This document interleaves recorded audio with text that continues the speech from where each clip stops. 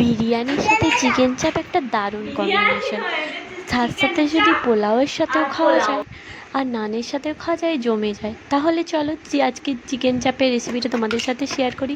এখানে নিয়েছিলাম 800 গ্রাম মতো চিকেন, তার মধ্যে দিয়ে দিলাম পরিমাণ মতো লবণ, চিকেন তারপরে দিলাম হলুদ গুঁড়ো, তারপরে দিলাম লঙ্কার গুঁড়ো, তারপরে দিলাম টক দই 1 কাপ মতো, তোমরা চিকেনের পরিমাণ বুঝে টক দই দিও। আর তারপরে দিলাম আদা রসুনের পেস্ট, আর এভারেস্টের শাহি বিরিয়ানি মশলা। এই মশলাটার ফ্লেভারটা আমার খুব ভালো লাগে, তো সেটাই দিয়ে দিলাম পরিমাণ মতো। কালারের জন্য এখানে আমি ব্যবহার করেছি সানরাইজের কাশ্মীরি রেড চিলি পাউডার, তো এটা খুব সুন্দর কালারটা আসে, তো সেটাই দিয়ে দিলাম। আর এখানে নিয়েছি কাজু, পোস্ত আর চালমগজ, আর নিয়েছি 3টে মিডিয়াম সাইজের পেঁয়াজকে কেটে বেরেস্তা করে নিয়েছি, তো সেটাকেই পেস্ট করে দিলাম। আর দিলাম একটু গুঁড়ো দুধ। এবারে কাজু, চালমগজ আর পেঁয়াজের সেই পেস্টটা আমি দিয়ে দেবো এবারে চিকেনের ওপরে। পেঁয়াজটা ভেজে দিলে টেস্টটা এখানে আরও সুন্দর আসে, সেই জন্য আমি পেঁয়াজটাকে ভেজে বেরেস্তা করে দিলাম। তারপরে দেব এখানে ফ্লেভারের জন্য গোলাপ জল 1 চামচ, আর দেব কেওড়া জলের পরিমাণটাও 1 চামচ।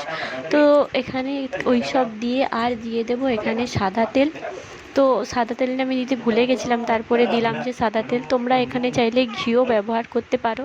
তো সাদা তেল পরিমাণ মতো দিয়ে এবারে চিকেনটাকে ভালো করে মেখে নেব।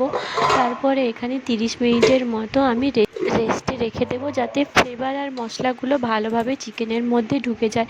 এবারে একটি কড়াই বসিয়ে তার মধ্যে দিয়ে দিলাম সাদা তেল আর ঘি।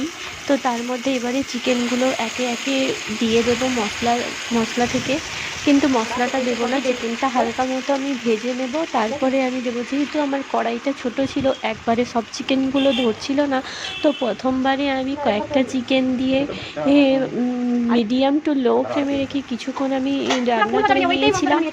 তারপরে এবারে বাকি চিকেনগুলো আমি এক এক করে দিয়ে দেব এবং মিডিয়াম টু লো ফ্লেমে রেখে 10-15 মিনিটের মতো আমি কুক করে নেব।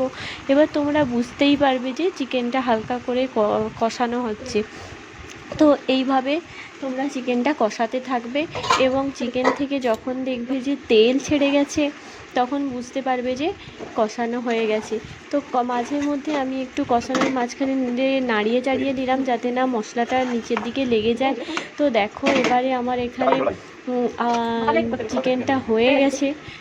তো তোমাদের দেখো তেল ছেড়ে দিয়েছে কত সুন্দর। তো তেল ছাড়ার পরে আমি বাকি মশলাটাও এখানে দিয়ে দেব, আর আমি একটু জল ব্যবহার করেছিলাম। তোমরা এখানে জল ব্যবহার করতেও পারো আবার নাও পারো। আমি একটু জল ব্যবহার করেছিলাম যাতে চিকেনটা ভালো মতো সিদ্ধ হয়ে যায়।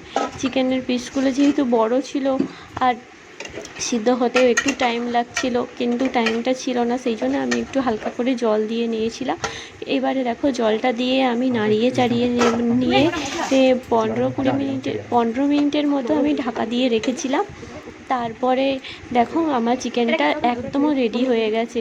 মাঝখানে আমি একটু চিনি দিয়েছিলাম টেস্টটাকে ব্যালেন্স করার জন্য। তো দেখো চিকেন থেকে তেল ছেড়ে দিয়েছে এবং কত সুন্দর কালারটা এসছে দেখতে।